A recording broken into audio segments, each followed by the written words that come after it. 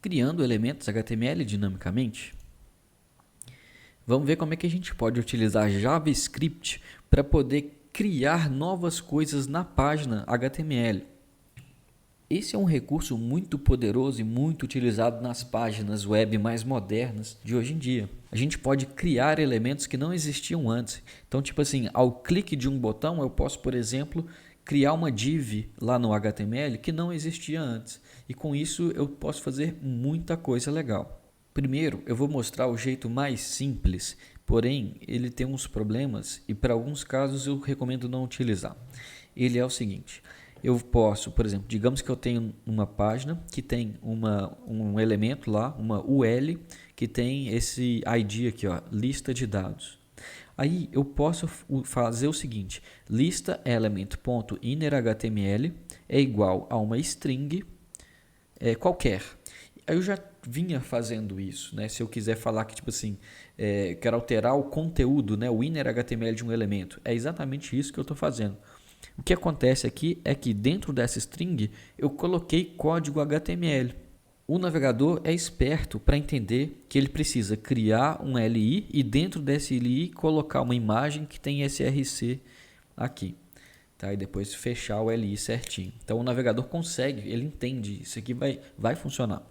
Só que isso aqui tem um probleminha, que é o seguinte: apesar de funcionar, isso aqui não é uma boa prática, porque a gente está escrevendo código HTML dentro de um arquivo JavaScript. E isso pode deixar as coisas meio bagunçadas. Então, vamos ver como que é a segunda forma mais organizada para a gente poder fazer isso.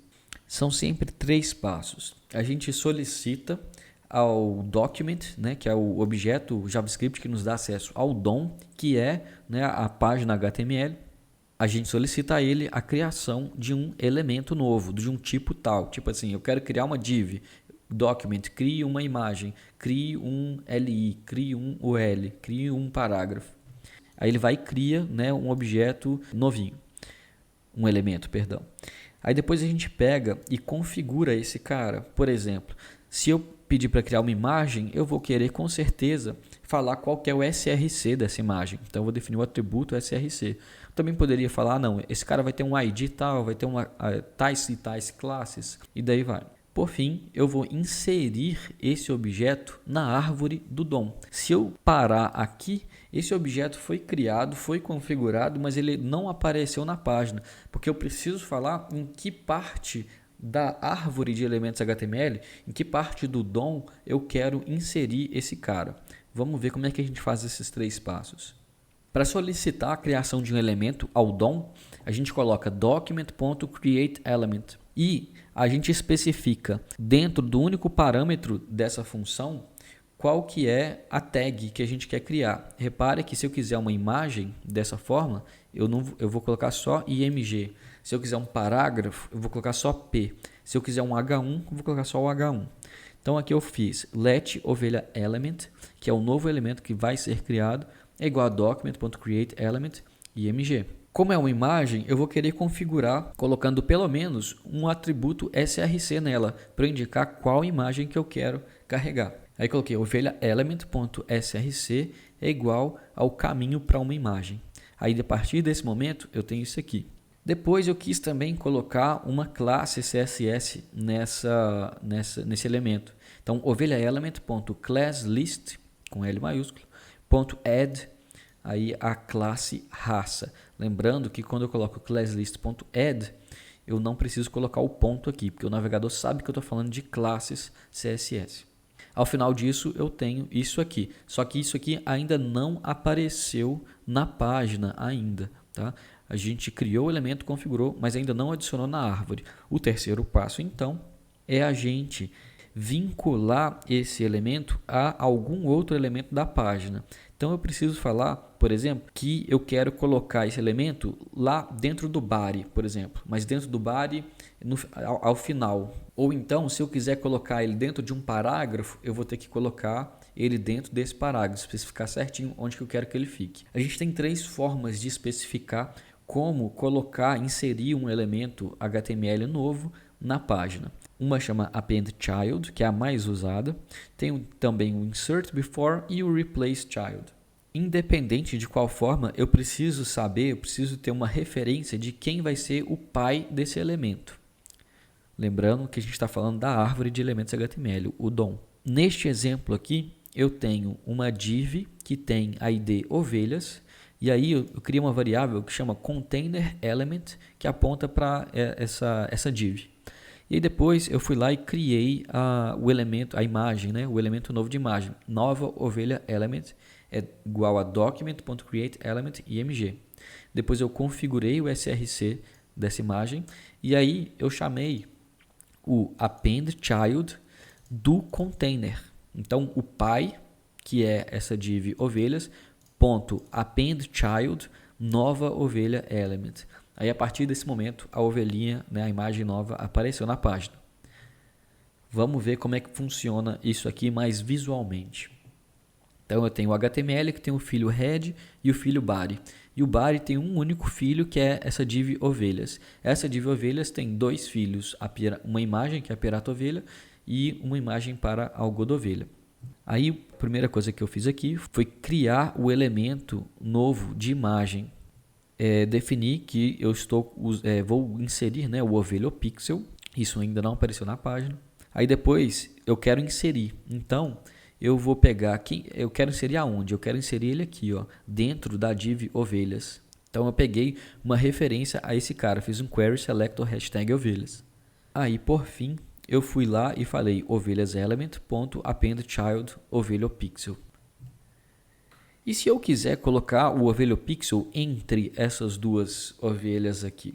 Porque o appendChild sempre coloca ao final, mas eu quero colocar no meio das duas aqui.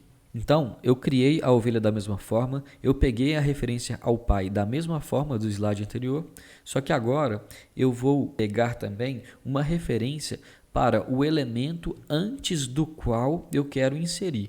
Então, se eu quero inserir antes do algodo ovelha, para ele ficar aqui, eu vou ter que pegar uma referência ao algodo ovelha. Eu fiz isso nessa variável godoElement aqui. E aí, na hora de inserir, eu vou inserir no pai o elemento ovelha pixel, aí eu vou usar o insert before. E aí o segundo parâmetro do insert before é antes de quem? No caso, antes do algodo ovelha. Só uma coisa muito interessante para a gente observar aqui, que é essa linha que eu estou selecionando o algodo ovelha, o godoElement. Olha só que interessante. Em vez de fazer document.querySelector, porque essa imagem aqui não tinha um ID, né? Então o que eu fiz? Eu pensei assim, eu vou pegar o último filho, no caso eu só tenho dois, né? O último filho dessa div ovelhas. Aí como que eu fiz isso? Assim, ó, ovelhas element, que é essa div, ponto query selector. Então, ou seja, se eu quiser pegar só coisas dentro do head e eu tiver uma variável que aponta para o head, eu posso fazer head element ponto query selector. Se eu quiser algo dentro de ovelhas, ovelhas element ponto query selector, que é o que eu fiz aqui. E o seletor CSS que eu utilizei é um seletor de pseudoclasse que pega o último filho, last child. Bem rebuscado, né? Por fim, temos também o replaceChild, que é muito parecido com o insertBefore, recebe também dois parâmetros, só que em vez de colocar antes, né, insertBefore, ele vai lá e replace o filho, ou seja, ele substitui. Funciona da mesma forma, né, a chamada aqui, ó, ovelhas element.replaceChild, aí quem é o elemento novo, que é o ovelha pixel, e quem que ele está substituindo, que foi o algodo ovelha. Só um resuminho, né, para a gente gravar. Então, o appendChild insere ao final. O insertBefore insere antes de alguém. Aqui foi no caso antes do algodo ovelha. Poderia ter sido antes do pirata ovelha também. E o replaceChild vai lá e substitui alguém.